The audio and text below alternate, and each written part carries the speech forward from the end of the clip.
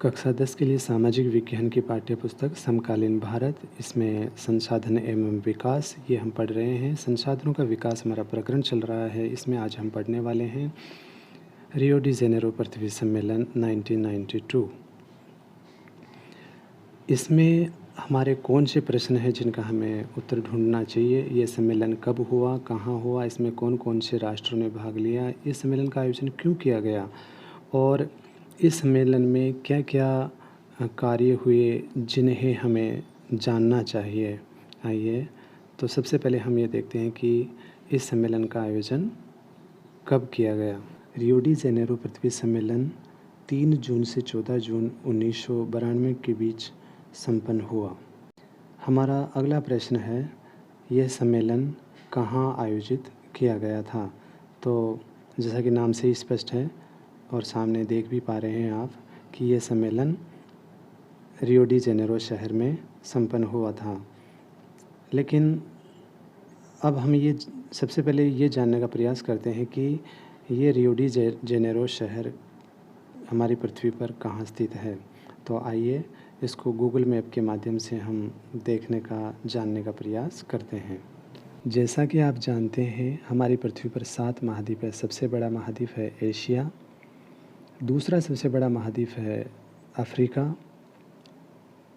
तीसरा सबसे बड़ा महाद्वीप है उत्तरी अमेरिका और चौथा सबसे बड़ा महाद्वीप है दक्षिणी अमेरिका।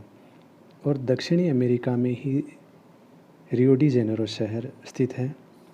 दक्षिणी अमेरिका महाद्वीप का सबसे बड़ा देश है ब्राज़ील, जो आप देख रहे हो। ब्राज़ील देश में एक राज्य है जिसका नाम है, जो आप सामने देख रहे हो, state of Rio de Janeiro. ये state of Rio de Janeiro, इसका एक शहर है रियो डी जेनेरो, जो आप सामने देख पा रहे हो। ये है रियो डी जेनेरो। इसी रियो डी जेनेरो शहर में जो रियो सम्मेलन है, जिसे आप पृथ्वी सम्मेलन भी कहते हो, उसका आयोजन हुआ था। गूगल मैप पर ही ये इमेज दे रखी है, जो आप देख पा रहे हो। ये रियो डी जेनेरो शहर है।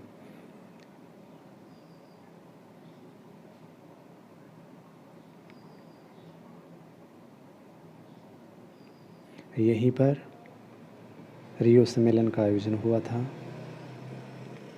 जिसे पृथ्वी सम्मेलन के नाम से भी जाना जाता है, रियो डी जेनेरो सम्मेलन के भी नाम से जाना जाता है।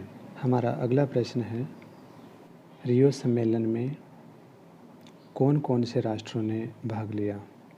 तो इसका उत्तर आपकी पुस्तक में दे रखा है कि रियो सम्मेलन में 100 से भी अधिक राष्ट्राध्यक्षों ने भाग लिया था। अब हमारा अगला प्रश्न है, इस सम्मेलन का आयोजन क्यों किया गया। देखिए, अगर हमारे घर की समस्या होती है तो घर के सभी सदस्य एकत्रित होकर के उस समस्या का समाधान करते हैं। अगर गांव की समस्या होती है तो गांव के सभी व्यक्ति एकत्रित होकर के उस समस्या का समाधान करने का प्रयास करते हैं। और अगर एक क्षेत्र की समस्या है तो उस क्षेत्र के सभी गांवों के या शहरों के व्यक्ति इकट्ठा होते हैं। तो निश्चित रूप से आप समझ गए होंगे कि विश्व के लगभग सभी देशों के सदस्य इस सम्मेलन में भाग ले रहे हैं, तो समस्या भी विश्व स्तर की, विश्व स्तरीय होगी।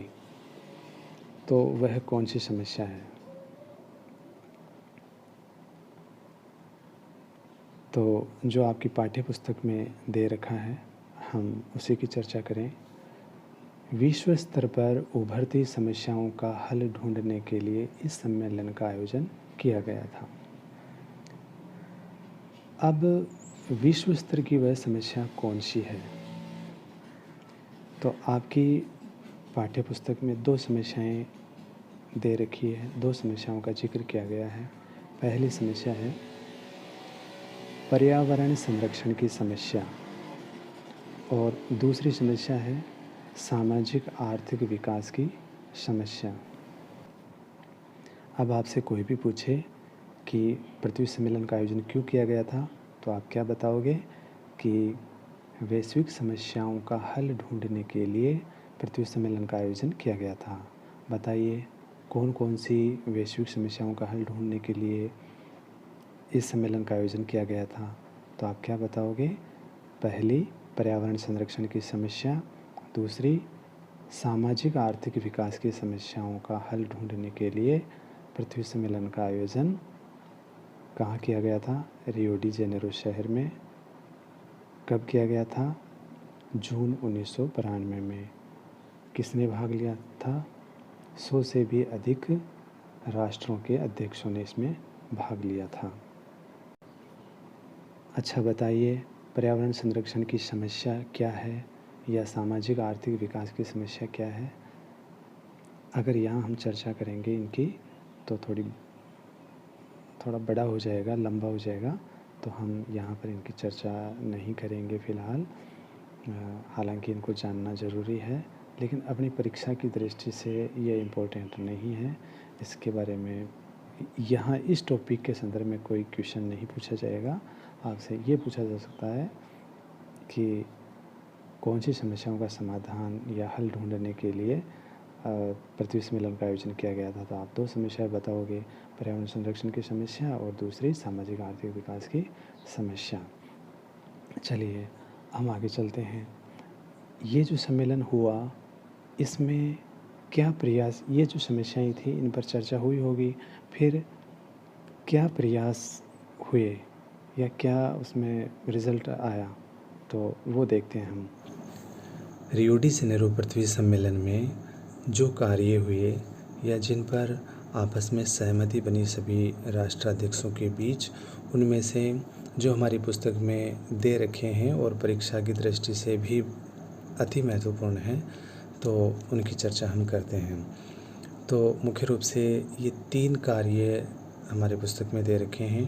पहला है भूमंडलीय जलवायु परिवर्तन और जैव विविधता के मुद्दे पर सभी राष्ट्राध्यक्षों में सहमति बनती है और वे एक घोषणा पत्र पर हस्ताक्षर करते हैं। इसके अलावा भूमंडलीय वन सिद्धांतों पर भी आपस में उनमें सहमति बनी। और तीसरा है 21वीं शताब्दी में सतत पोषणीय विकास के लिए एजेंडा 21 को स्वीकृति प्रदान की गई।